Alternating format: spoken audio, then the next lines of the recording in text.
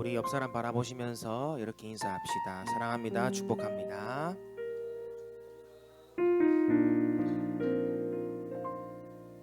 네, 오늘 또 함께 우리 예배자리 나아갈 때에 하나님 우리의 삶이 또 세상과는 다른 그런 모습으로 살길 원합니다.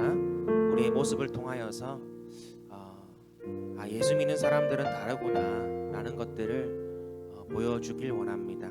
오늘 찬양하는 곡마다 좀 이제 VIP 초청하는 이런 주일이 되면 늘 이렇게 축복하고 이런 것도 좋지만 우리는 이렇게 살아라고 하는 것들을 많이 좀 보여주고 싶은 마음들이 있더라고요. 그래서 찬양도 일부러 좀 그런 가사들을 많이 선택하게 되는데 오늘 함께 불러볼 이 세 곡의 찬양들이 정말 세상과는 다른 그리스도인들이 세상에 나타내야 될 그런 삶의 모습이 아닐까라는 생각을 하게 됩니다. 오늘도 우리가 함께 고백할 때 하나님 우리로 하여금 진정으로 주님 안에서 이러한 삶들을 살게 하여 주시옵소서. 세상 그 어떤 것이 아니라 주님 한 분만으로 인하여서 우리가 그런 삶을 살게 하여 주시옵소서라는 우리의 신앙의 고백들이 우리가 부른 찬양 가운데 또 넘쳐 흐르길 소망합니다. 오늘 그런 마음으로 함께 예배 자리로 나아가도록 하겠습니다.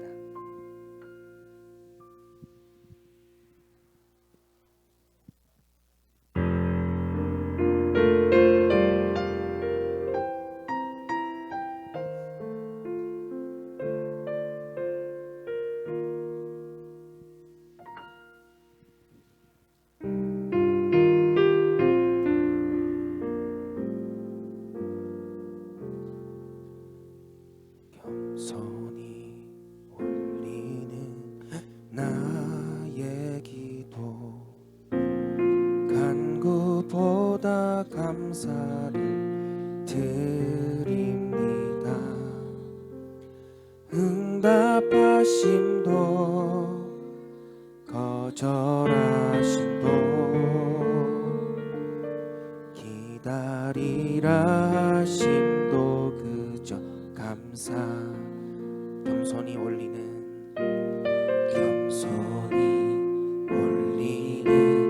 나의 기도 간구보다 감사를 드립니다.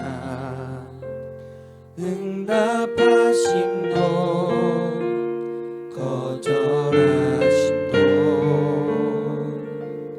기다리라 하심도 그저 감사 위에 감사를 덮을 때 은혜 위에 은혜가 쌓이네. 모든 일에 감사 모든 순간에 그리 아니하실지라도 감사.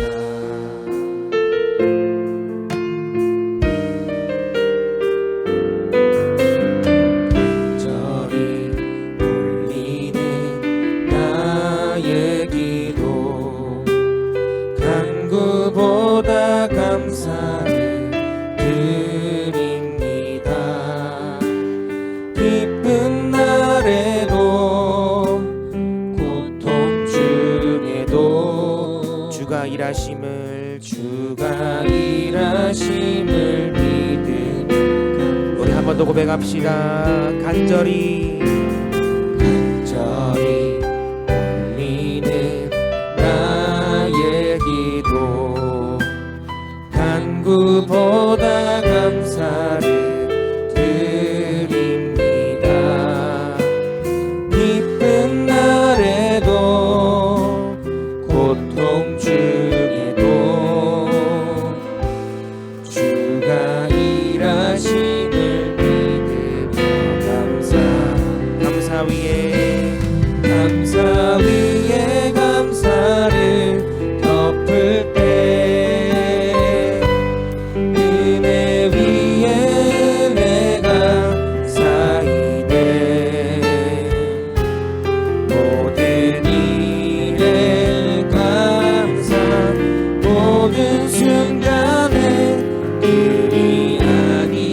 아니하실지라도 감사 위에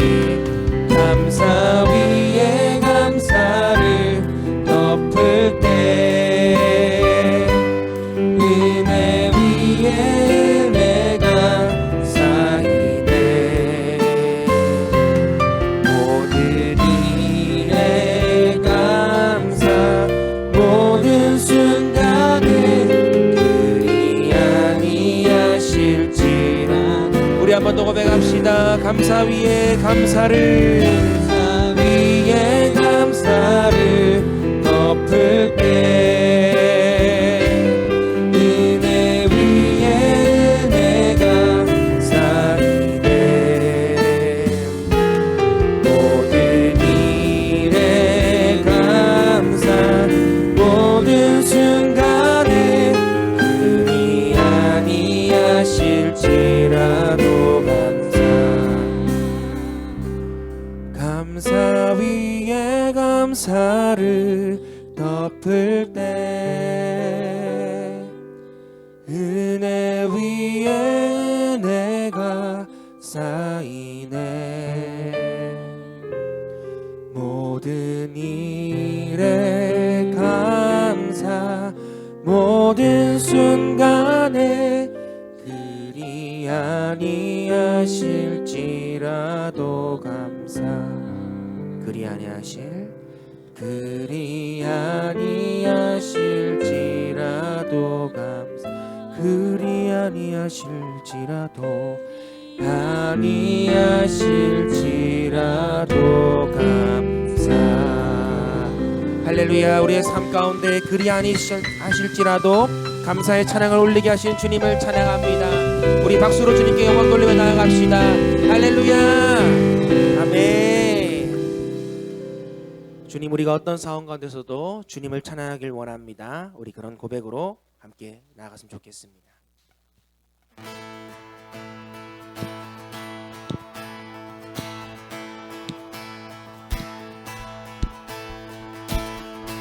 주 이름 찬양 분요의 강물을 흐르는 부요한 땅에 살 때에 주님 찬양해. 주 이름 찬양 거칠은 광야와 같은 인생길 걸어갈 때도 주님 찬양해. 모든 축복 주신 주님 찬양하리. 어두운 날이 다가와도 난 외치리. 주의 이름을 찬양해. 주의 이름을 찬양해. 영화로운 주 이름 찬양.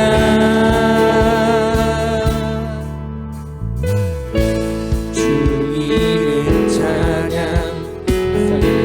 나를 비추고 앞으로 새롭게 될 때 주님 찬양해.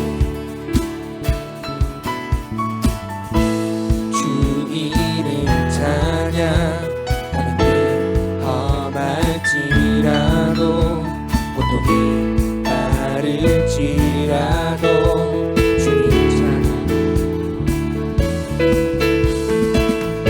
모든 축복 주신 주님 찬양하리. 어두운 날이 나와도 난 외치리. 주의 이름을 찬양해. 주의 이름을 찬양해. 영화로운 주 이름 찬양. 주의 이름을 찬양해. 주의 이름을 오직 주만 찬양해. 영화로운 주 이름 찬양.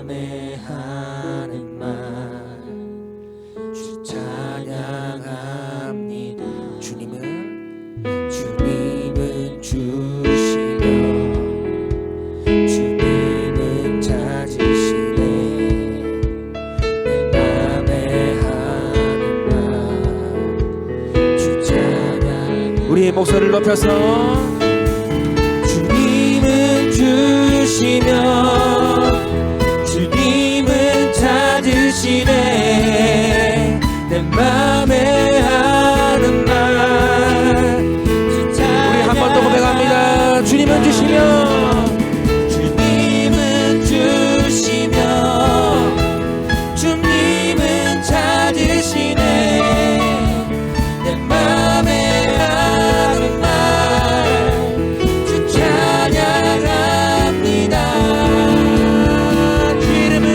주의 이름을 찬양해 주의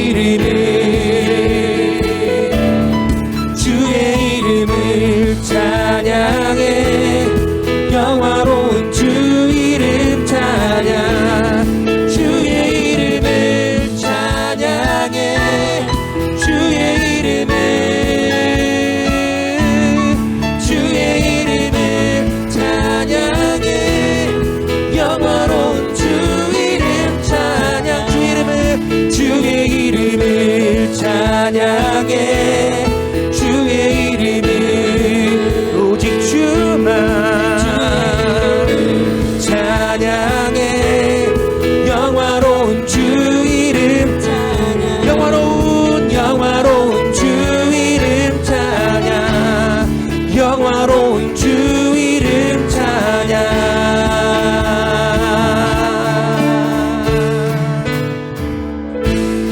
할렐루야. 주님 홀로 영광 받아 주시옵소서. 우리의 기쁜 날에도 슬픈 날에도 우리의 밝은 날에도 어두운 날에도 우리를 찬양케 하시는 놀라우신 주님의 이름을 찬양합니다. 할렐루야.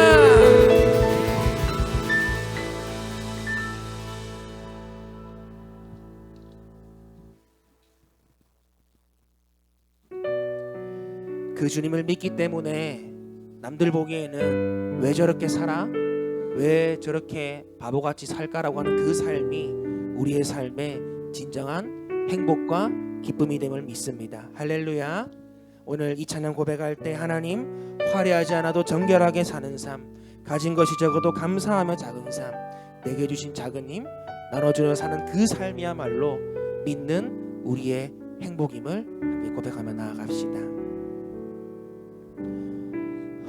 화려하지 않아도 정결하게 사는 삶, 가진 것이 적어도 감사하며 사는 삶, 내게 주신 작은 힘 나눠주며 사는 삶, 이것이 나의 삶의 행복이라오. 눈물 날 일 많지만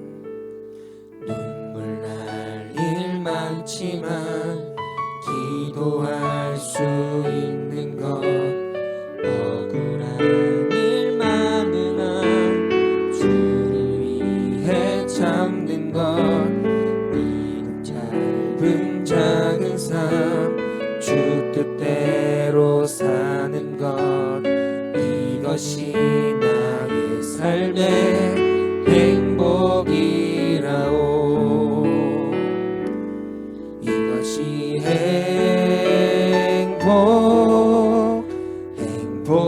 행복이라오. 세상은 알 수 없는 하나님 선물, 이것이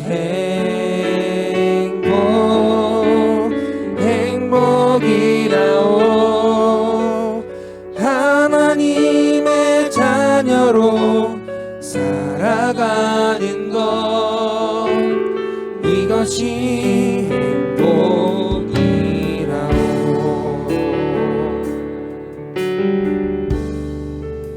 화려하지 않아도 정결하게 사는 삶, 가진 것이 적어도 감사하며 사는 삶, 내게 주신 작은 힘 나눠주며 사는 삶, 이것이 나의 삶의 행복이라오. 눈물 일 많지만 기도할 수 있는 것 억울한 일 많으나 주를 위해 참는 것 비록 짧은 작은 삶 주 뜻대로 사는 것 이것이 나의 삶의 행복이라오 이것이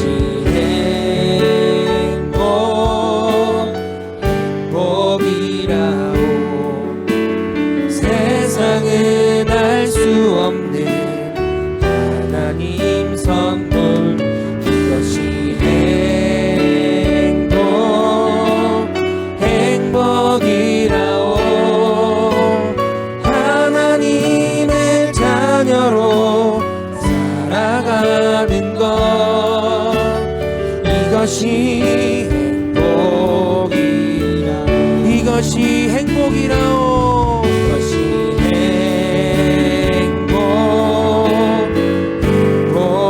행복이라오 세상은 알 수 없는 하나님 선물 이것이 행복이라오 하나님의 자녀로 살아가는 것 이것이 행복이라오 이것이 행복이라 이것이 행복이라오 우리 함께 자리에 일어나서 주님을 찬양합시다. 오늘도 이 예배 자리 가운데 마르지 않는 샘물로 우리를 채우시는 주님 그 주님을 함께 찬양하며 나아갑시다. 우리 모두 예배하는 자 되어 우리 모두 예배하는 자 되어 온전히 영과 진리로 주를 예배하자. 주가 우리와 함께 영원히 함께 하시고 마르지 않는 샘물로 우릴 채우실 우리 모두 예배하는 자 되어 온전히 영과 진리로 주를 예배하자. 주가 우리와 함께 영원히 함께 하시고 마르지 않는 샘물로 우릴 채우시리라. 마르지 않는 샘물로 우릴 채우시리라. 마르지 않는 샘물로 우릴 채우시리라. 할렐루야. 우리 박수 하나님께 영광 돌립니다. 할렐루야. 이제 우리 마음을 모아 함께 하나님 앞에 기도로 나아갑니다. 먼저 하나님의 은혜를 구하며 나아갑니다. 하나님께서 우리를 사랑해 주셔서 오늘 또 예배자로 설 수 있도록 인도해 주셨는데 하나님의 은혜가 우리 가운데 충만케 하여 주시고 또 하나님의 영으로 충만케 하여 주시옵소서. 위에서 기도하시고 또 여러분의 삶 가운데 그 문제만 생각하며 마음이 무너지고 또 힘들어지고 하는 그 일들이 있을 것입니다. 우리가 문제를 바라보면 문제만 점점 커질 뿐이고 희망과 소망이 사라질 뿐입니다. 그런데 문제를 넉넉히 이기시는 하나님을 바라볼 때 거기에서 문제 해결이 시작됩니다. 하나님 오늘도 하나님 바라보며 나아갑니다. 내 삶의 고단한 문제가 하나님의 능력으로 해결되게 하여 주시옵소서. 위에서 기도하시고 믿음이 연약한 이들이 다시금 믿음을 회복할 수 있도록 은혜 베풀어 주시옵소서. 오늘 또 VIP와 함께하는 소풍이 하나님의 풍성한 은혜 가운데 진행되게 하여 주시고 안전을 지켜주시옵소서. 이란 바람으로 같이 기도합니다.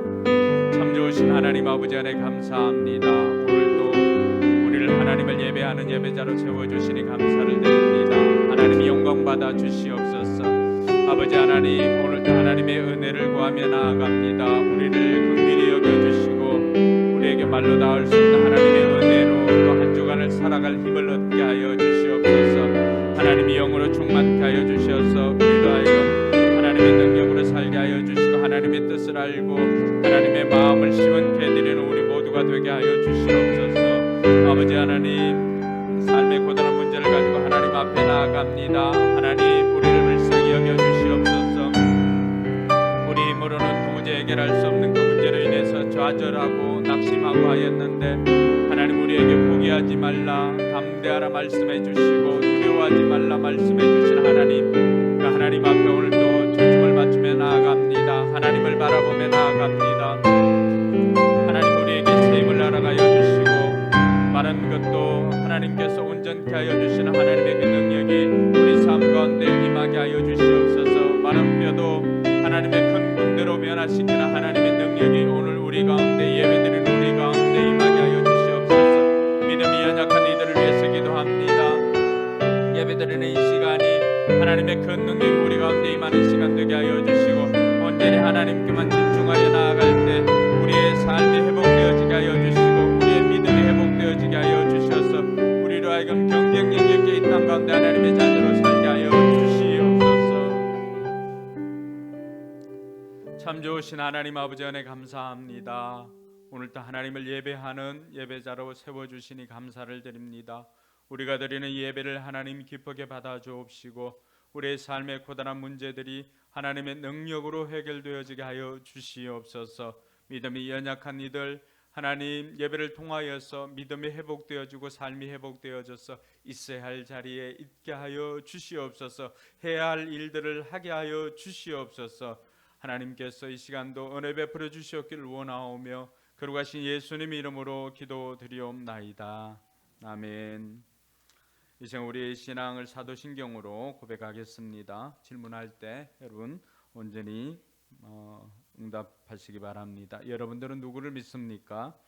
나는 전능하신 아버지 하나님 천지의 창조주를 믿습니다. 여러분들은 누구를 믿습니까?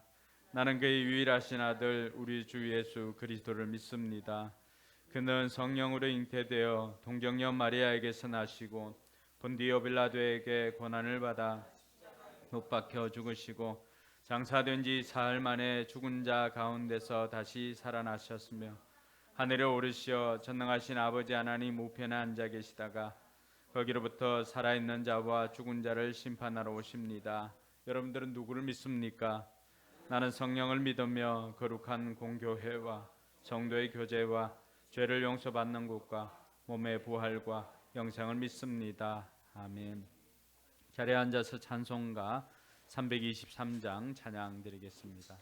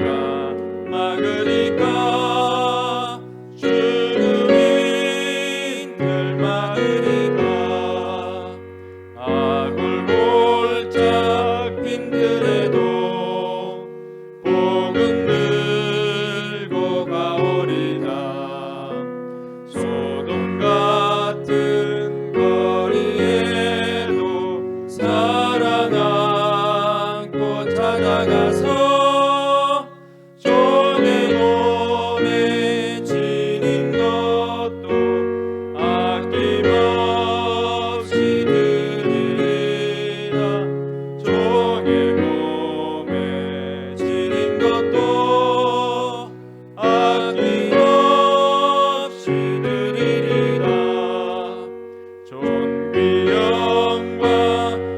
모든 권세 주님 홀로 받으소서. 멸시천대 십자가는 제가 지고 가오리다. 이름 없이 빛도 없이 감사하며 섬기리다.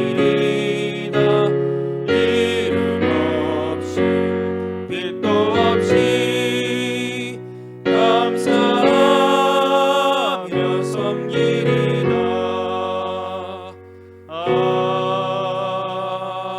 아멘.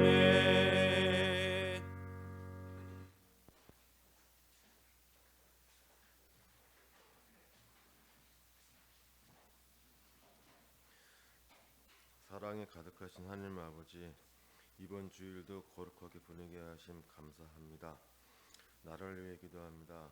나라 경제가 많이 힘이 드는데 나라를 이끄시는 분들이 서로에게 아픔을 주기보다는 서로가 머리를 맞대어서 하나님의 보살핌 속에 이 어려운 시기를 이겨나갈 수 있도록 도와주시옵소서. 교회를 위해 기도합니다. 날씨가 많이 추워지고 있는데 성도분들 건강 잃지 않고 보낼 수 있게 도와주시옵소서. 각 목장에도 VIP가 넘쳐나서 목장품과 행복을 느낄 수 있게 도와주시옵소서. 목사님을 위해 기도합니다. 점점 추워지는 날씨에 건강하게 목회 활동 하실 수 있게 도와주시옵소서. 물질적인 면도 하나님께서 부족함이 없을 수 있도록 도와주시옵소서. 사모님을 위해 기도합니다. 추운 날씨에 건강해지지 않도록 도와주시옵소서. 강의한 아이들 학원을 잘 이끄시어 아이들이 성적 향상 포함 정신적으로도 한 단계 발전할 수 있도록 도와주시옵소서. 강사님과 사모님을 위해 기도합니다. 건강을 지켜주시고 교회 아이들의 든든한 멘토가 될 수 있도록 도와주시옵소서. 물질적 풍요로움도 주셔서 어려움 없이 하시고자 하는 모든 일을 하나님 뜻대로 하실 수 있도록 도와주시옵소서. 말씀 앞에 섭니다. 하나님 말씀으로 하루하루를 보낼 수 있게 도와주시옵소서. 힘이 들 때 하나님 말씀 먼저 찾을 수 있게 도와주시옵소서. 예수님의 이름으로 기도드립니다.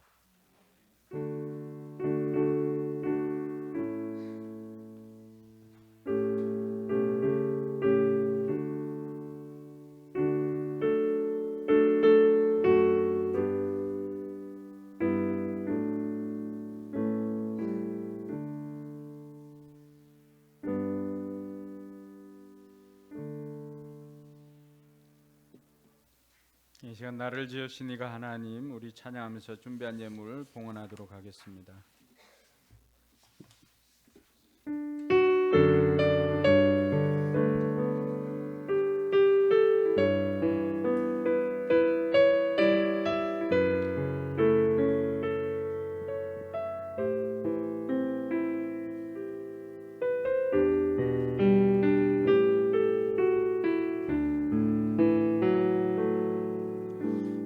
지으신 이가 하나님,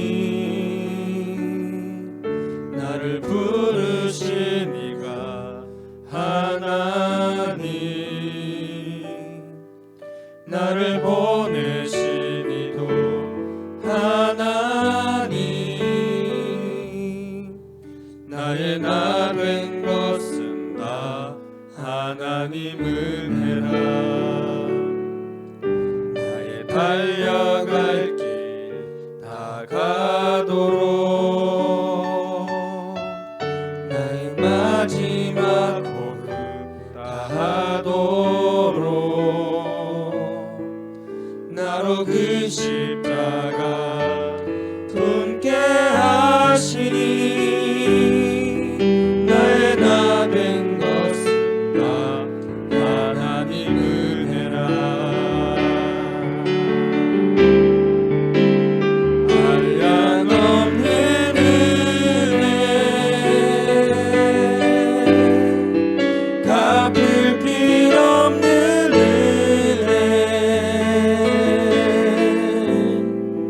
내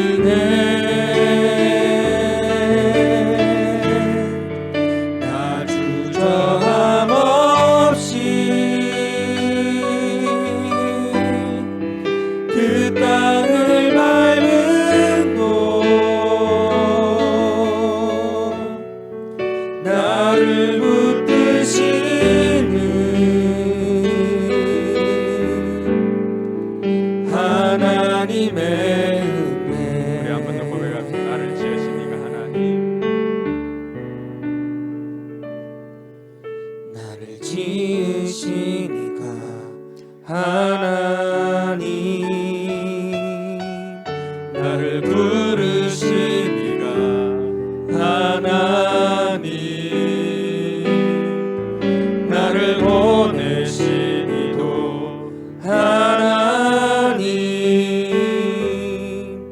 나의 나 된 것은 다 하나님 은혜라 나의 달려갈 길 나가도록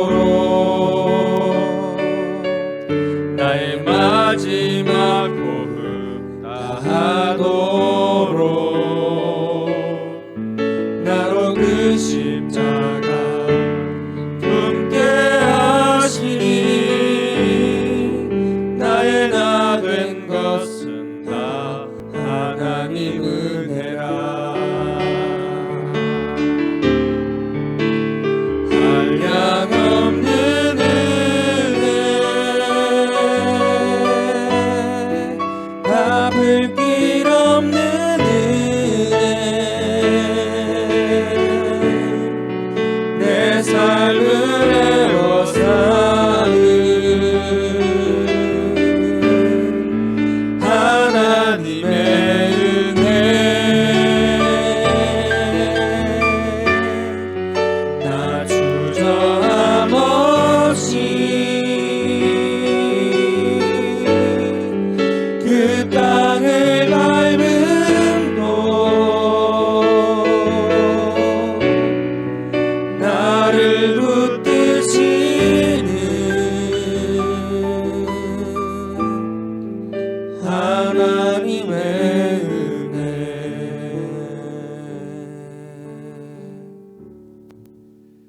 하나님 아버지 은혜 감사합니다.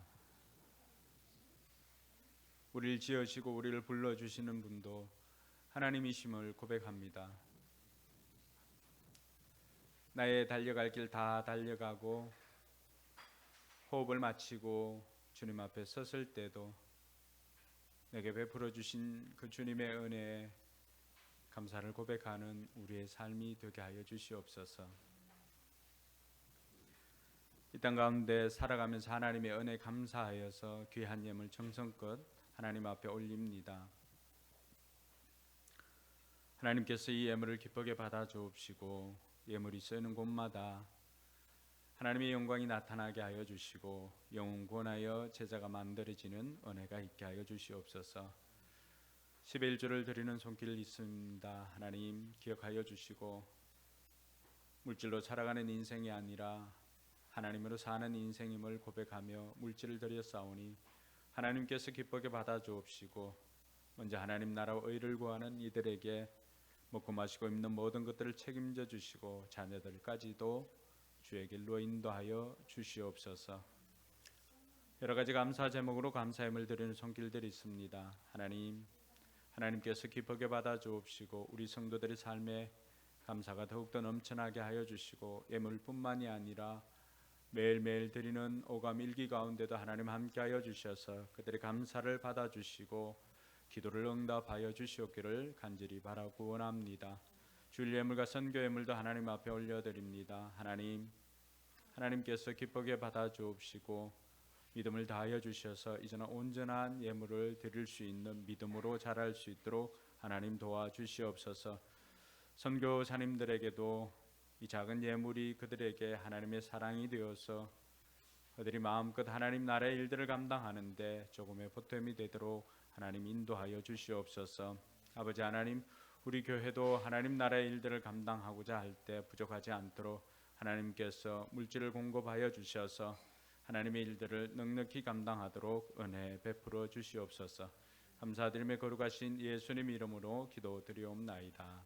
아멘.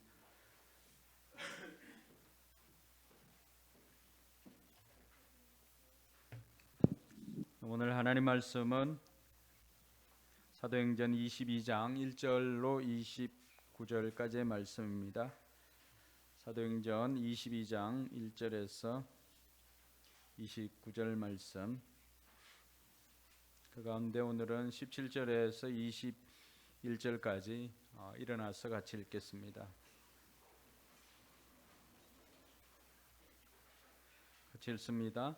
그 뒤에 내가 예루살렘으로 돌아와서 성전에서 기도하는 가운데 황홀경에 빠져 주님이 내게 말씀하시는 것을 보았습니다. 그는 말씀하시기를 서둘러서 예루살렘을 떠나라. 예루살렘 사람들이 나에 관한 내 증언을 받아들이지 않을 것이기 때문이다 하셨습니다. 그래서 내가 말하였습니다. 주님, 내가 주님을 믿는 사람들을 가는 곳마다 회당에서 잡아 가두고 때리고 하던 사실을 사람들이 잘 알고 있습니다.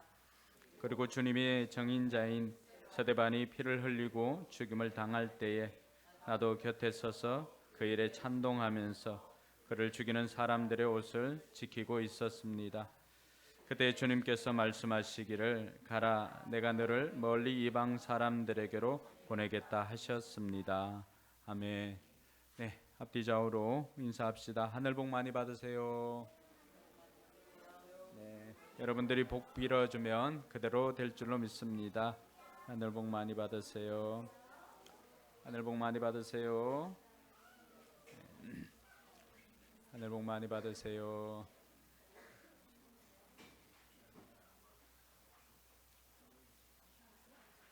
네, 여러분 모두 하늘 복 많이 받으시기 바랍니다.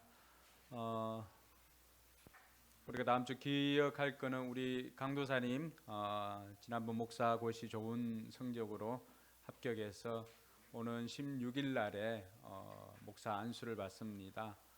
노회 중에 잠시 정회를 하고 1시부터 이제 안수식이 있습니다. 대략 한 1시 45분 전까지 다 끝낼 것 같습니다. 그래서 참석할 수 있는 분들은 참석해서 축하를 해주시고 또 그렇지 못한 분들도 많이 축하를 해주시기 바랍니다. 장소는 엘림 교회인데 혹시라도 가고자 하는 분들을 위해서 주소는 우리 밴드에 공지를 하도록 하겠습니다. 네, 오늘은 바울의 간증이라고 하는 제목으로 여러분들과 함께 말씀의 연대를 나누고자 합니다. 가정교회에는 특별히 간증이 많습니다. 그 이유는 성경대로 살려고 하는 사람들이 많기 때문입니다. 말씀대로 살려고 노력하는 사람들에게 자연히 따르는 것이 바로 간증입니다. 그것은 내가 말씀대로 살려고 할 때 경험한 하나님의 은혜가 있기 때문입니다. 그래서 간증이라고 하는 것은 내가 아니라 나를 통해서 일하시는 하나님의 은혜를 증거하는 것이 바로 간증입니다. 그래서 간증에는 빠지지 않는 것이 그 주어가 하나님이 나를 이렇게 하셨습니다. 하나님께서 나를 인도하셨습니다. 하나님이 이렇게 주셨습니다. 라고 하는 하나님이 주어가 되는 것입니다. 그래서 하나님께서 영광 받아야 그것이 옳은 간증이라고 할 수가 있습니다. 왜 간증이 중요하냐라고 하면은 간증만큼 복음을 전하는데 효과적인 도구가 없습니다.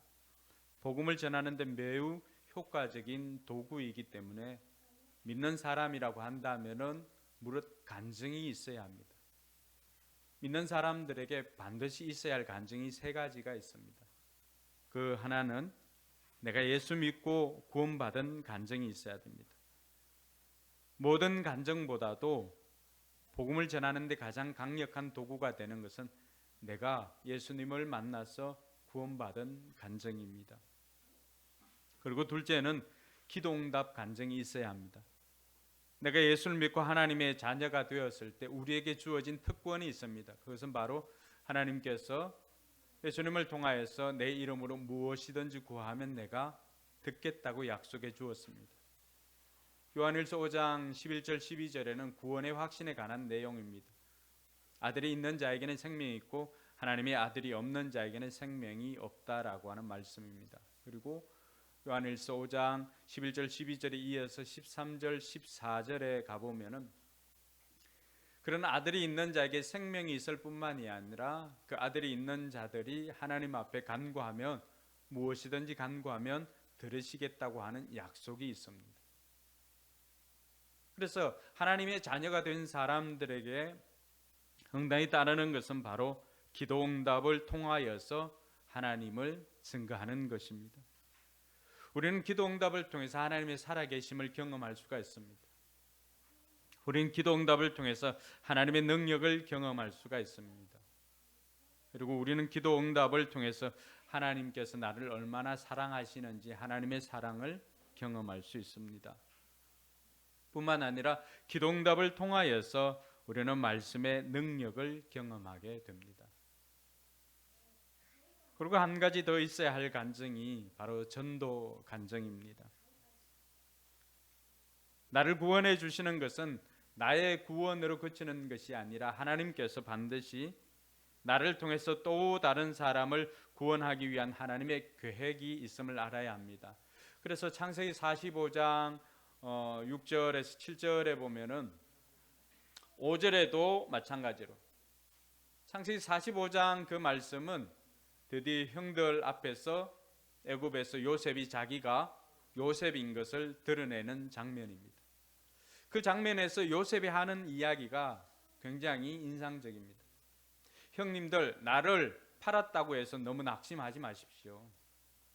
하나님께서 나를 이곳으로 먼저 보낸 것은 하나님의 구원을 이루기 위함이었습니다. 그리고는 7절에 가보면은 어떤 말씀이 있냐 그러면 하나님께서 나로 하여금 큰 구원을 이루기 위해서 나로 바로의 아버지로 삼았다라고 그렇게 말씀해 주었습니다. 내가 하고 있는 일들, 내가 만나는 사람들, 내게 주어진 시간들, 그 모든 것들은 하나님께서 나를 통해서 또 다른 사람을 구원하기 위한 하나님의 계획입니다. 그러므로 믿는 사람이라고 하면은 다른 사람을 구원하고자 했던 그 간증이 있어야 됩니다. 그 사람을 구원하기 위해서 내가 그를 위해서 얼마나 많은 섬김을 하였고 또 내가 그를 위해서 희생하였던 그 희생, 그리고 그럴 때마다 좌절되고 낙심될 때에도 하나님 앞에 기도하였을 때 하나님께서 나의 기도를 들으시고 그 영혼을 구원해 주었다라고 하는 그 간증입니다. 여러분들에게 이 세 가지 간증이 있습니까? 내가 구원받은 간증, 내가 기도 응답받은 간증, 나를 통해서 다른 사람이 구원받은 간증. 이 간증이 준비되어 있지 않다면은 저와 여러분들은 그 어떤 것보다도 이 간증을 준비하도록 애를 써야 할 것입니다. 그것이 바로 우리로 하여금 하나님의 말씀대로 사는 것이기 때문입니다. 오늘 우리가 읽었던 말씀은 바울의 간증입니다. 바울의 간증은 신약 성경에 6번 나옵니다. 오늘 한 번 나오고요. 그 이전에 사도행전 9장에 가면은 바울의 간증이 나옵니다. 그리고 사도행전 26장에 가면은 또 아그리파 왕 앞에서 바울이 한 번 더 간증을 합니다. 그리고 갈라디아서 1장에서 시작해서 2장 넘어가는 그 1장과 2장에서 바울의 간증이 한 번 더 나오고요. 빌립보서 3장에도 바울의 간증이 나옵니다. 그리고 난 다음에 디모데전서 1장 12절과 14절에도 바울의 간증이 나옵니다. 오늘 바울이 본문에서 하고 있는 것은 여러 유대인들 앞에서 그가 자기 변론을 하는 것입니다. 근데 자기 변론이라고 하지만은 실은 그것은 바울의 신앙 간증이자 바로 그리스도를 증언하는 것임을 알 수가 있습니다. 간증을 할 때는 간증에는 세 가지 조건이 있습니다. 세 가지가 들어가야 합니다. 여러분들도 여러분의 간증을 이렇게 작성할 때 요 세 가지 그 구조를 틀을 생각하시면은 편할 것입니다. 물론 생명의 삶을 해 보신 분들은 이미 그 생명의 삶 시간에 구원의 간증이나 이런 것들을 적을 때 경험을 했을 것입니다. 첫 번째는 예수님 만나기 이전의 나의 삶. 예수님 만나기 전의 상황을 이야기를 하는 것입니다. 바울을 보면은 그 상황을 고백을 하죠. 둘째는 예수님 만나는 과정이 있어야 됩니다. 어떤 상황을 통해서 어떤 일을 통해서 내가 예수님을 만났다는 그 예수님 만난 과정이 있어야 됩니다. 그래서 우리가 구원 간증을 할 때는 내가 어떻게 예수님을 만났는지 그 예수님을 만난 이야기가 들어가야 하는 것입니다. 그러고 난 다음에 세 번째는 예수님 만난 이후에 변화된 나의 삶의 간증이 있어야 됩니다. 그래서 간증을 할 때는 마치 그 기원 전과 기원 후로 나눈 것처럼 예수님 만나기 이전과 예수님 만나는 과정, 그리고 예수님 만난 이후의 삶이 기록되어져야 하는 것입니다. 오늘 바울의 간증을 들으면서 여러분들도 한번 여러분의 삶을 한번 돌아볼 수 있기를 바랍니다. 내가 예수님 만나기 전에는 내가 어떤 사람이었는가? 내가 어떻게 해서 예수님을 만났는가? 그리고 예수님을 만나고 난 다음에 나는 어떻게 변화되어서 살아가고 있는가? 이것이 바울의 간증을 통해서 저와 여러분들이 새겨야 할 교훈입니다. 먼저 예수님 만나기 전에 바울은 자신은 유대 사람 길리기아 다소 출신이라고 이야기를 하고 있습니다. 길리기아 다소는 그렇게 크지 않은 도시였지만은 정치 문화의 그 모든 그 행정이나 이런 중심지였습니다. 굉장히 활발한 활동이 있었던 곳입니다. 그곳에서 바울은 자신이 가말리엘 문화에서 배움을 가졌다고 말하고 있습니다. 가말리엘 문화, 가말리엘이 자기의 스승이라고 밝힌 것은 자기가 바리새인이라고 하는 것과 다르지 않습니다. 바리새인을 대표하는 자유파가 있는데 그 바리새인의 자유파의 대표하는 사람이 랍비가 힐렐입니다. 힐렐. 혹시 한번 들어보셨습니까? 랍비 중에 가장 유명한 랍비를 들으라고 하면은 힐렐을 들 수가 있습니다. 근데 이 가말리엘은 힐렐의 손자입니다. 손자. 그리고 가말리엘이라고 하는 사람은 어떤 사람이냐 그러면 탁월한 교사들이 이루어진 대집단의 그 교사들의 교사입니다. 멘토들의 멘토. 그러니까 랍비들의 랍비라고 하는 우리들의 선생님이라고 하는 칭호로 가말리엘은 랍비라고 부르지 않고 라반이라고 부릅니다. 그래서 그 가말리엘 바리새인들의 모든 그 지식의 중심이라고 할 수 있는 이 가말리엘의 최고의 수제자가 바로 바울이었습니다. 그러니까 율법에는 굉장히 엄격한 방식을 따라서 교육을 받았던 사람이었고 오늘 읽지는 않았지만은 바울의 그 말씀 가운데는 3절에 보니까 나는 오늘날 여러분 모두가 그러한 것과 같이 하나님께 열성적인 사람이었습니다 라고 이야기를 합니다. 근데 하나님께 열성적이었던 사람이 예수 믿기 전에 바울입니다. 근데 그 열성은 어떤 열성인가 하면은 그 뒤에 보면은 4절 이후로 보면은 어떤 열정이었는지를 소개합니다. 나는 이 도를 따르는 사람들을 박해하여 죽이기까지 하였고 남자든 여자든 가리지 않고 묶어서 감옥에 넣었습니다. 내 말이 사실임을 여기에 있는 대제사장과 모든 장로들이 증인이 될 것입니다.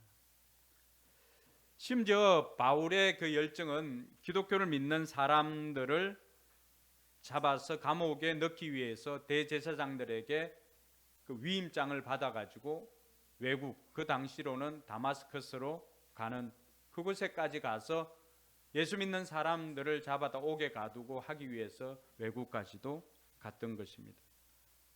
그 이유는 그들을 잡아서 예루살렘에 데리고 와서 감옥에 넣기 위함이었습니다. 그거 하나였습니다. 바울이 예수님 만나기 이전에 그의 삶을 보면은 디모데에게 편지할 때 디모데전서 1장에 보면은 그가 이렇게 고백합니다. 나는 전에는 회방자요, 박해자요, 폭행자였다. 누구에 대해서입니까?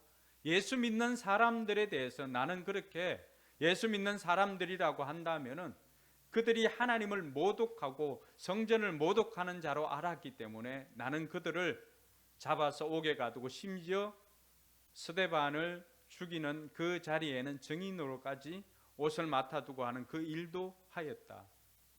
그의 고백을 보면은 심지어 사람을 죽이기까지 하였다고 말하고 있습니다. 여러분, 이런 악한 사람이 하나님의 일꾼이 될 수가 있을까요? 바울이 오늘 우리에게 이야기하고 있는 것은 예수 믿기 전에는 자기는 회방자고 박해자고 폭행자로 살아왔다는 것입니다.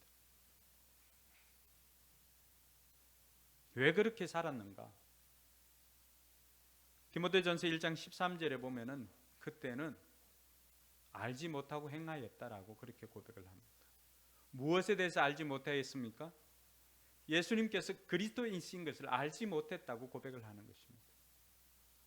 예수님께서 그리스도이신 것을 알지 못하고 살아가면은 우리 역시도 예수 믿는 사람들을 핍박할 뿐만이 아니라 우리 역시도 예수 믿는 사람들을 방해하고 살아갈 수 있는 것입니다. 저 역시도 그런 삶을 살았기 때문입니다.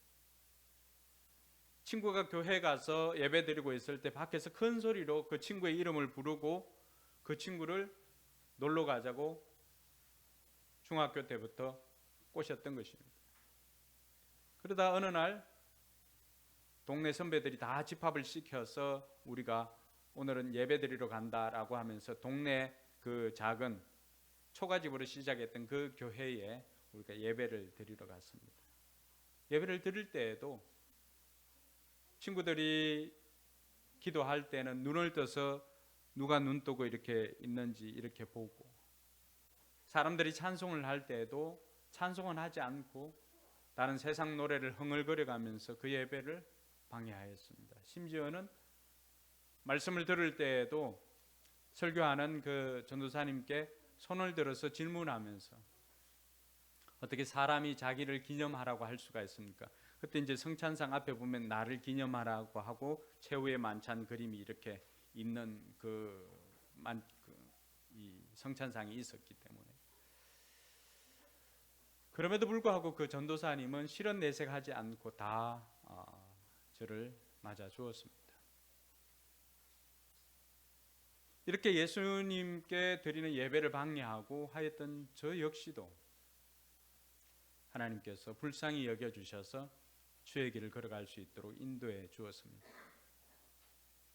그때 그 예배를 마치고 이렇게 나와서 인사를 할 때 전도사님 우리 동네 아이들 이름을 다 기억하고 계셨거든요. 늘 우리가 주일마다 빗자루로 보건소 또 교회 또 동회관 이거 다 빗자루로 쓸고 또 동네 백사장에 쓰레기 줍고 하는 일들을 그때 학생인 우리가 다 했기 때문에 전사님 늘 우리 이름을, 우리가 교회를 나오지 않고 방해를 해도 우리 이름 다 알고 있었습니다.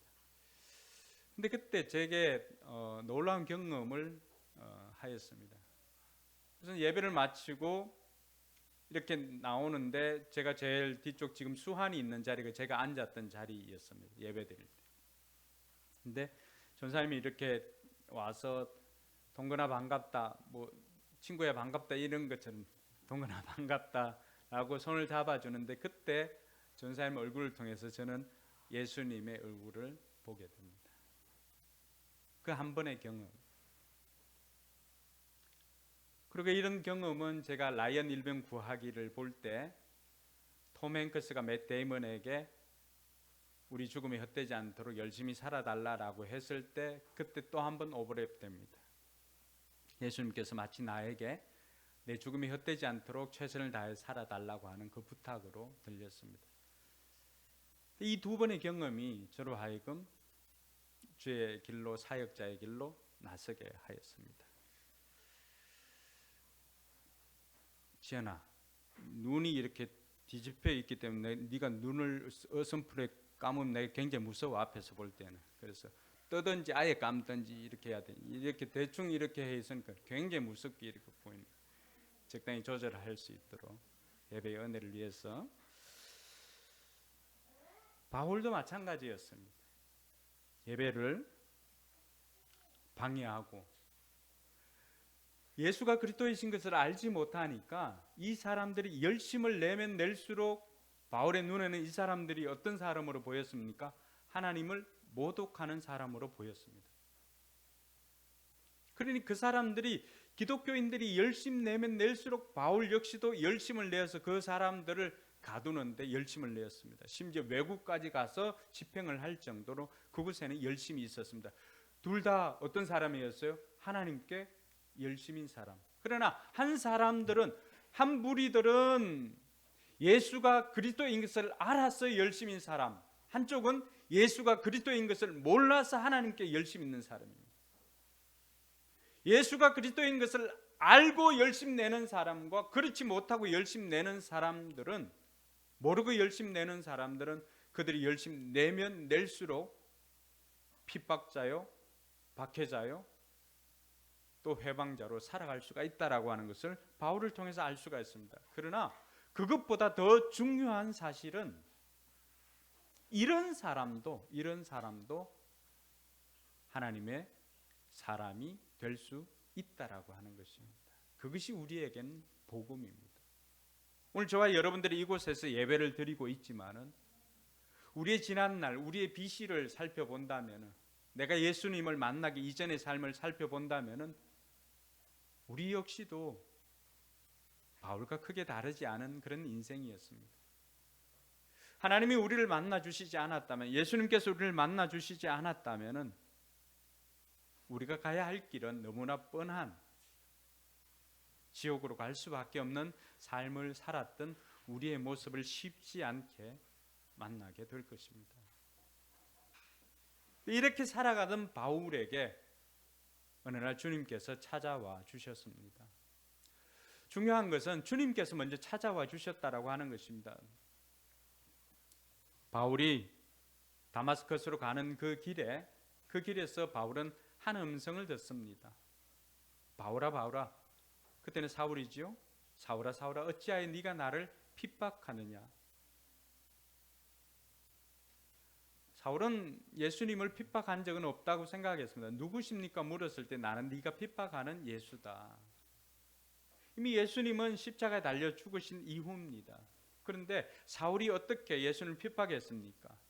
알고 보니까 오늘 이 말씀 속에는 저와 여러분들의 심령 가운데 예수님께서 거하신다라고 하는 사실입니다. 그러니까 예수님이 거하시는 그 사람을 예수님은 자신과 동일하게 봐주시는 것입니다.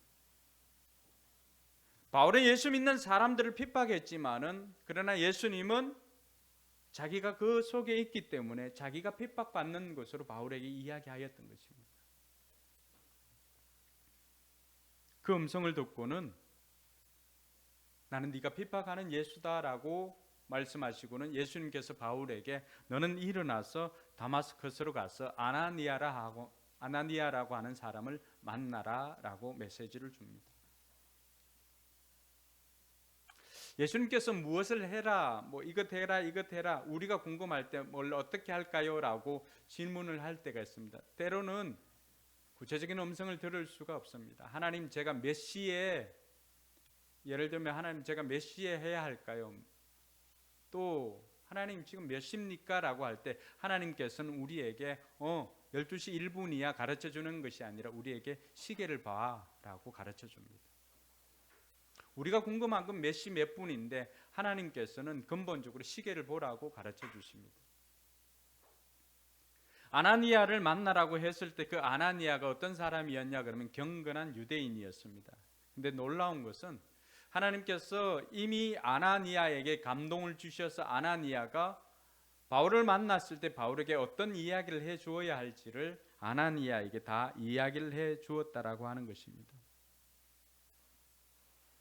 아나니아가 바울을 만나서 어떤 이야기를 해줍니까? 말씀해 보면은 그때 아나니아가 내게 말하였습니다. 14절입니다. 우리 조상의 하나님께서 당신을 택하셔서 자기의 뜻을 알게 하시고 그 의로우신 분을 보게 하시고 그분의 입에서 나오는 음성을 듣게 하셨습니다. 당신은 그분을 위하여 모든 사람에게 당신이 보고 들은 것을 증언하는 증인이 될 것입니다. 다메섹 도상에서 부활하신 예수님을 만나고 예수님의 음성을 듣고 그리고 그 찬란한 빛 가운데 눈을 멀어버렸던 바울이었습니다. 그런데 아나니아를 만났을 때, 예수님의 말씀을 듣고 아나니아를 만났을 때 아나니아가 이 바울을 위해서 기도해 줍니다. 그때 바울의 비늘이, 눈에 막혀있던 비늘이 벗겨지니까 보기 시작했습니다. 여기 14절에 나오는 그 문장들을 한번 보시기 바랍니다. 바울을 택한 사람이 누굽니까? 우리 조상의 하나님께서 당신을 택하셔서, 아나니아가 지금 바울에게 이야기해 주는 거잖아요. 당신을 택하셔서 바울을 택한 분도 하나님. 그리고 어떻게 했습니까? 자기 뜻을 알게 하시고 보게 하시고 듣게 하셨습니다. 하나님께서 바울을 택하시고는 하나님의 뜻을 바울로 하여금 알게 하시고 그 의로우신 분, 그러니까 예수 그리스도를 보게 하시고 또 그분의 입에서 나오는 음성을 듣게 하셨습니다. 그럼 다메섹 도상에서 바울을 만나 주신 분이 누굽니까? 하나님께서 이 모든 것들을 계획하시고 그곳에서 부활하신 예수님을 만나고 그분을 보게 하시고 듣게 하시고 알게 하신 분도 하나님이시라고 하는 것입니다. 할렐루야. 이것이 간증이죠. 저와 여러분들이 예수 믿기 전에는 우리 역시도 회방자의 삶을 살았을 것입니다. 우리 역시도 죄인의 삶을 살았을 것입니다. 근데 예수님을 만났을 때 예수님의 그 만남을 디자인하신 분, 전체적으로 디자인하시고 설계하신 분은 누구라고 하는 것입니까? 하나님이시라고 하는 것입니다.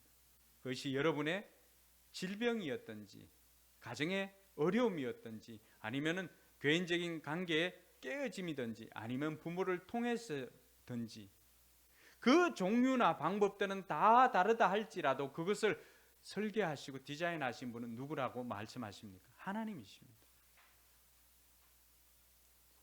바울이 오늘 예수님을 만나서 구원받은 그 구원의 정점에는 어떤 원리가 작동되었을까요? 두 가지입니다. 긍휼과 은혜였습니다. 이것은 모든 구원받는 사람들에게 동일하게 적용되는 원리입니다. 먼저는 긍휼입니다. 어떤 긍휼입니까? 긍휼이라고 하는 것은 무엇입니까? 불쌍히 여김 받는 것입니다. 바울은 어떤 사람이었습니까? 저주를 받아 마땅한 자를 하나님께서 불쌍히 여겨서 저주를 내리지 않는 긍휼을 베풀어 주셨습니다. 그럼 여러분들이 성경을 보면서 하나님을 모독한 사람들 중에 하나님의 일을 방해한 사람들 중에 평안히 거하는 사람이 몇이나 있었습니까? 당대에는 심판을 받지 않아도 그 후대에 가서 심판을 받는 것이 사필 규정처럼 성경에 기록되고 있습니다.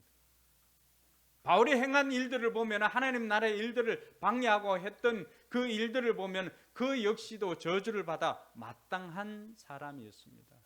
근데 하나님께서 이런 바울을 저주를 내리지 않고 불쌍히 여겨주시는 긍휼히 여겨주셨다라고 하는 것입니다. 오늘 저와 여러분들의 구원에도 이 긍휼하심이 있습니다. 우리가 구원받은 것도 하나님께서 저와 여러분들을 그 죄값대로 다 심판을 하시고 그 죄값을 매긴다면 우리 역시도 지금 여기에 살아있지 못할 것이기 때문입니다. 그래서 나이에 많고 적음에 따르지 않습니다. 누구나입니다. 누구나.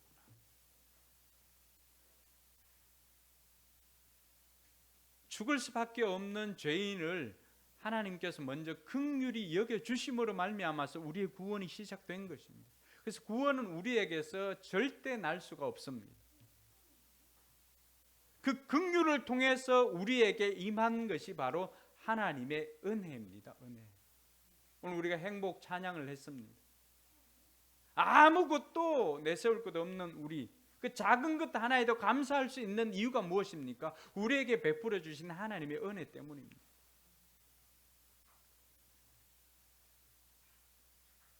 받을 자격이 없는 자에게 일방적으로 베풀어 주신 하나님의 사랑, 그것이 바로 은혜입니다. 은혜. 그래서 저와 여러분들이 어떻게 구원을 받았습니까? 라고 한다면은 우리의 간정 속에 반드시 들어가야 될 원리는 긍휼과 은혜입니다. 그리고는 예수 그리스도의 그 사랑으로 말미암아서 우리가 구원받은 것입니다. 바울은 그렇게 하여서 세례받고 주님의 정인의 삶을 살았습니다. 바울을 택하시고 알게 하시고 보게 하시고 듣게 하신 그리고 정인되게 하신 분이 하나님이신 것처럼 저와 여러분들을 택하시고 알게 하시고 듣게 하시고 보게 하시고 정인 만들어 주시는 분도 하나님이심을 믿으시기 바랍니다. 옆 사람 그렇게 이야기해 줍시다. 우리를 구원해 주시는 분이 하나님이십니다. 우리를 택하신 분이 하나님이십니다. 우리가 함부로 판단할 수가 없는 거예요. 왜냐하면 하나님은 전지전능하신 분이기 때문에 때로는 하나님의 선택이 잘못되었는가 라고 우리가 의심이 들 때도 있잖아요. 근데 그 하나님의 선택은 잘못되지 않았습니다. 우리가 그 결과를 못 봐서 그렇지 우리는 아직도 과정 중에 있습니다. 때로는 나타나는 현상이나 또 사람이나 관계나 이런 것들이 우리가 원하는 것만큼이나 또 성장하지 않고 또 우리를 낙심시킬 때도 있지만 그때도 포기하지 않아야 되는 것은 하나님께서 우리를 택해 주셨다라고 하는 것입니다. 그 택하심에는 실수가 없는 것입니다. 그리고 난 다음에 바울은 어떻게 되었습니까? 이제 아나니아를 통하여서 부활하신 예수님을 만나고 그를 통해서 사명을 받고 난 다음에 예수님을 만난 이후에는 예루살렘으로 와서 오늘 저와 여러분들이 읽었던 것처럼 기도 중에 황홀한 경험을 하게 됩니다. 저는 우리 모두에게 이런 경험들이 있었으면 좋겠습니다. 하나님께서 증인의 삶을 살아갈 때 우리로 하여금 그냥 살게 하시는 것이 아니라 이러한 성령의 경험을 통하여서, 그래서 예루살렘에서 그들이 마가의 다락방에 모여서 사도행전 1장 8절에 했던 것이 무엇입니까? 모여서 기도할 때 성령이 그들에게 임하니까, 사도행전 2장에 가면 오순절 마가 다락방에서 기도할 때 이들에게 성령이 임하니까 불의 해같이 갈라지는 성령을 경험하게 됩니다. 뭘 경험한 거예요? 불을 경험하게 된 거죠. 그 이전에는 두려워서 나가지 못하고, 그 이전에는 두려워서 행하지 못하고 전하지 못하였던 그들이 이제는 두려워하지 않고 무서워하지 않고 그들은 나가서 불이 되어서 불을 전하기 시작했습니다. 예수가 그리스도이십니다. 예수님께서 부활하셨습니다. 불을 경험한 사람이 전하는 것입니다. 바울 역시도 예수님을 만난 이후에 그가 무엇을 해야 될지 사명을 받았을 뿐만 아니라 소명, 하나님께서 불러주셨다라고 하는 이 소명과 그 소명을 통하여서 하나님께서 어떤 일을 바울이 해야 될지 사명을 주신 것을 동시에 경험을 하게 됩니다. 그리고는 예루살렘에서 기도하다가 하나님의 황홀경을 경험합니다. 그리고는 그때 좀 더 구체적으로 바울이 사역해야 할 그 대상이 이런 유대인들 중심이 아니라 이방 사람들에게 가서 사역을 해야 하는 것임을 깨달아 알게 되었습니다. 사랑하는 성도 여러분, 저와 여러분들이 예수님을 만난 이후에 우리에게도 예수님께서는 오늘 바울에게 주셨던 것처럼 사명을 줍니다. 때로는 구체적이 아니어서 우리가 다 알 수 없을 때도 있습니다. 그러나 분명한 것은 저와 여러분들을 구원해 주신 것처럼 하나님께서는 오늘 아나니아를 통해서 이 바울을 하나님의 사람으로 또 해야 할 일들을 증거한 것처럼 우리를 통해서 또 누군가를 구원하고자 하는 하나님의 계획이 있다는 것을 기억하시기 바랍니다. 그것이 바로 우리로 하여금 정인으로 사는 것이고 또 전도자로 사는 것, 이것이 부활하신 예수님을 만난 모든 사람에게 주신 사명입니다. 그래서 영혼 구원하여서 제사를 만드는 것, 그것이 교회인 저와 여러분들에게 주신 사명인 것을 믿으시기 바랍니다. 바울은 그 간증 후에 어떤 일이 생겼을까요? 많은 사람들로부터 칭찬을 들은 것이 아니라 오히려 그 간증 때문에 죽을 위기에 처했습니다. 여러분, 사람들은 우리가 간증을 하면 내가 예수님을 만났고 이런 상황에서 예수님을 만났고 예수님께서 나를 이렇게 해주셨고 또 나의 삶이 이렇게 변화되었습니다 라고 이야기를 해도 때가 이르지 않으면 사람들은 오히려 박해를 하고 핍박을 합니다. 오늘 바울이 그러했습니다.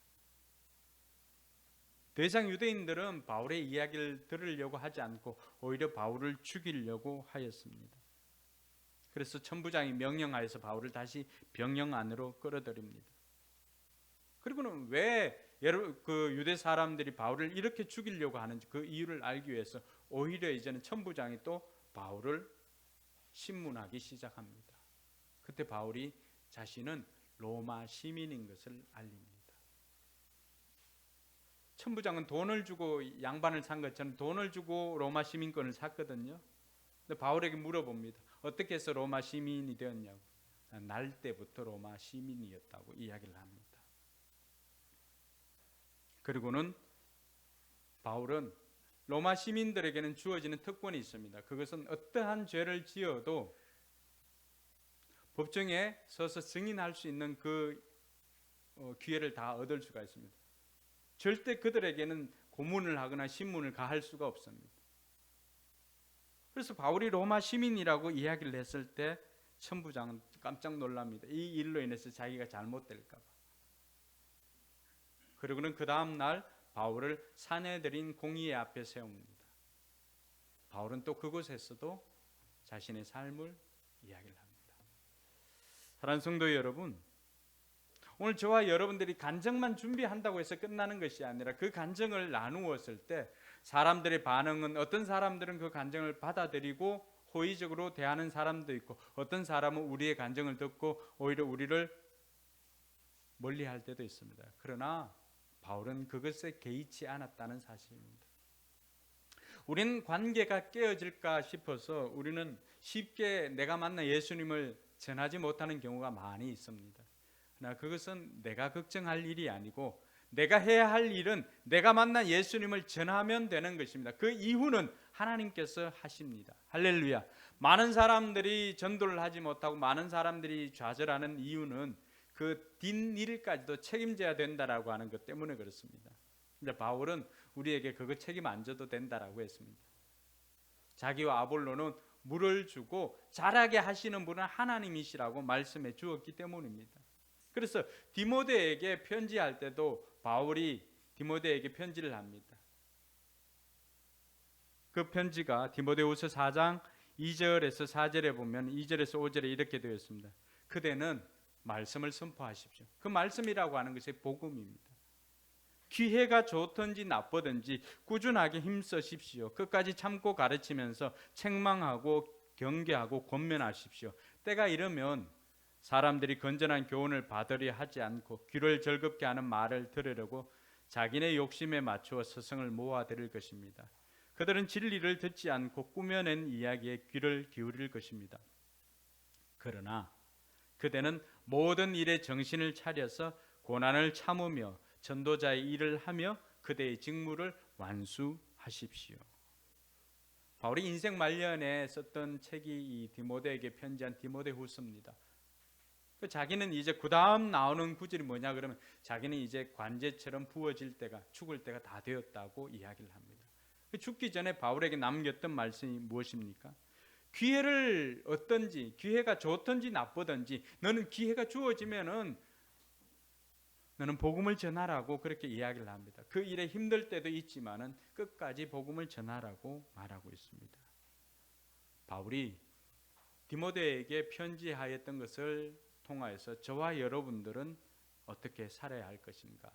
첫 번째는 때를 얻든지 못 얻든지 복음을 전하도록 힘써야 합니다. 간증이 있다라고 하는 것은 그 간증이 있는 것으로 만족하는 것이 아니라 간증은 정언할 때 비로소 효과를 나타낼 수가 있습니다. 그것이 쓰임 받는 것이죠. 마이크는 말을 해서 이 말이 마이크를 통해서 여러분들에게 좀 편하게 쉽게 들려지는 것 할 때 얘가 보람이 있습니다. 우리도 이 땅에서 간증을 하는 것은 복음을 전하기 위한 것입니다. 간증 자체가 목적이 아니죠. 그래서 때를 얻든지 못 얻든지 그 일을 통하여서 그 자리에서 그 시간에 내가 만난 예수님을 전할 수 있어야 될 것입니다. 목장에도 마찬가지죠. 또 VIP들과 함께 할 때도 마찬가지입니다. VIP들이 삶의 고단한 이야기를 들을 때 여러분들에게도 삶의 고단한 순간들이 있었을 것입니다. 그럴 때 그 고단한 순간을 빠져나올 수 있었던 것, 그 터널을 빠져나올 수 있었던 그 이야기가 여러분들에게 있을 것입니다. 그것이 지금 고난의 길을, 터널을 통과하는 그 사람에게는 굉장한 힘이 됩니다. 지금 어려움을 겪고 있는 사람들이 있습니까? 그러면은 그 사람에게 제일 힘이 되는 것은 무엇일까요? 그것을 이겨낸 사람의 경험담일 것입니다. 목장에서 이런 경험들이 나누어질 수 있기를 바라고, 오늘 VIP들과 함께하는 소풍에도 이런 경험담들이 나눠줄 수 있기를 바랍니다.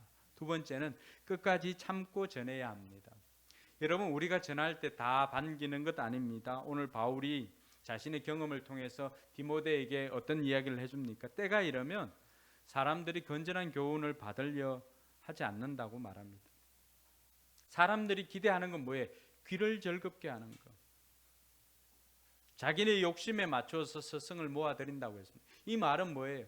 들어야 할 말은 듣지를 않고 듣고 싶은 말만 골라서 듣고, 그 일을 위해서는 그러한 사람들을 모아서 그렇게 모여서 자기네들이 듣고 싶은 말을 해주는 사람을 찾는다는 것입니다.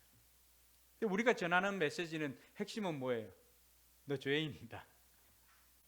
그 죄의 문제 해결 안 하면 천국 못 간다. 죄의 문제 해결해야 된다. 그러니까 사람들이 들으려고 하지 않습니다.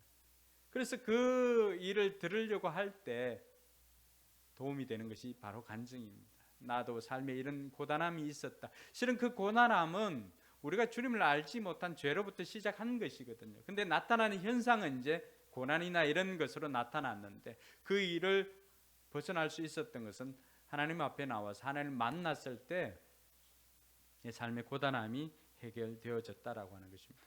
그래서 바울이 디모데에게 들려주는 것은 끝까지 참고 전해야 된다라고 하는 것입니다. 오늘 우리에게도 마찬가지입니다. 우리가 복음의 전도자로 살아갈 때 여전히 결심한다고 해서 다 일사천리로 해결되는 것이 아니라 사람들이 우리를 반길 수도 있고 또 우리를 멀리할 수도 있습니다. 그러나 바울이 이야기한 것처럼, 그러나 그들은 끝까지 참고 전도자의 사명을 완수해야 된다라고 한 것처럼 끝까지 참고 견뎌야 합니다.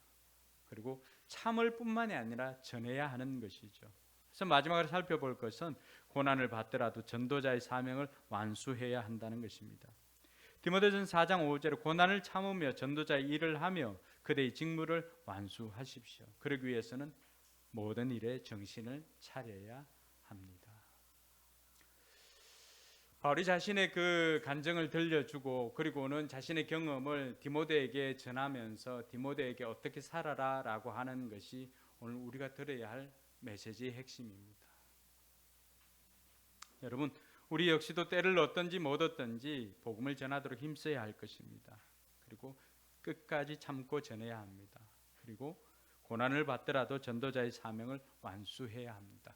그 일을 위해서 먼저 있어야 될 것은 바로 내게도 세 가지 간증이 있어야 된다는 사실입니다. 먼저는 구원받은 간증이고, 그리고 둘째는 기도응답의 간증이고, 세 번째는 한 사람을 섬기면서 한 사람을 주님의 자녀로 만든 그 전도자의 간증이 있어야 할 것입니다.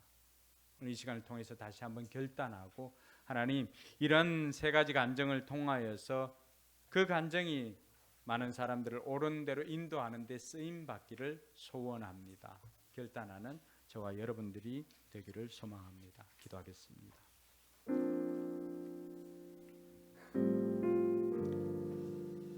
기도할 때 먼저는 여러분들에게 간증이 있는지, 이런 세 가지 간증이 있는지를 돌아보고, 간증이 없는 사람들은 이런 간증을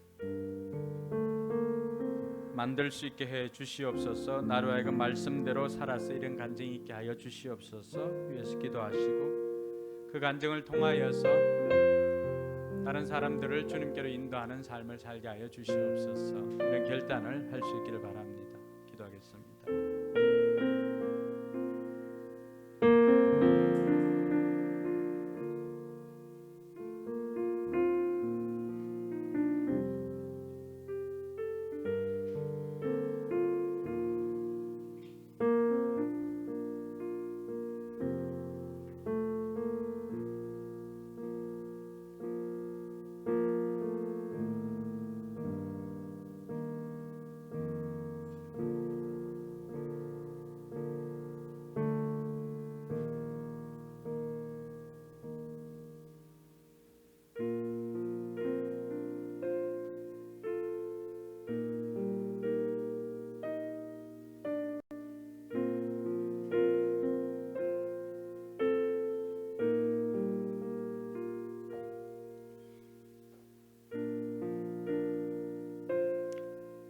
자리에 일어나서 주님 다시 오실 때까지 찬양하면서 또 결단하고 또 결단한 것을 헌신하실 분들은 찬양하는 동안에 앞에 나와서 헌신대에서 결단하시길 바랍니다.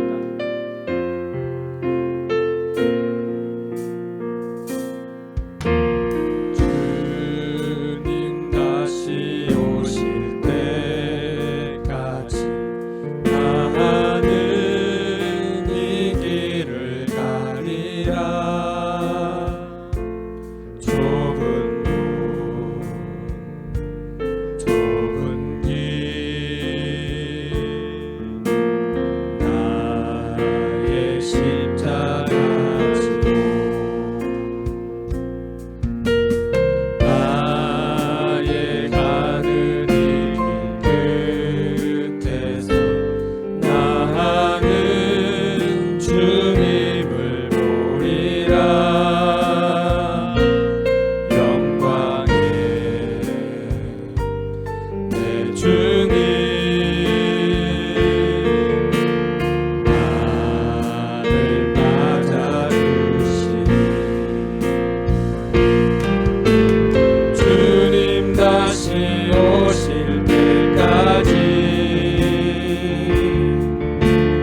나는 일어나 달려가리라. 주의 영광 온 땅 덮을 때 나는 일어나 노래하리. 내 사모하는 주님 온 세상 구주시라. 내 사모하는 주님 영광의 왕이시라. 내 사모하는 주님 온 세상 구주시라. 내 사모하는 주님 영광의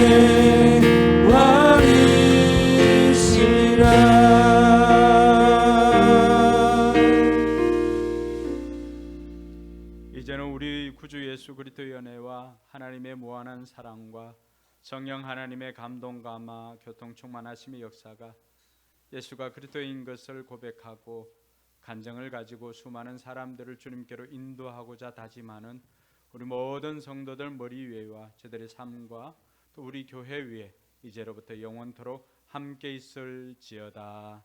아멘.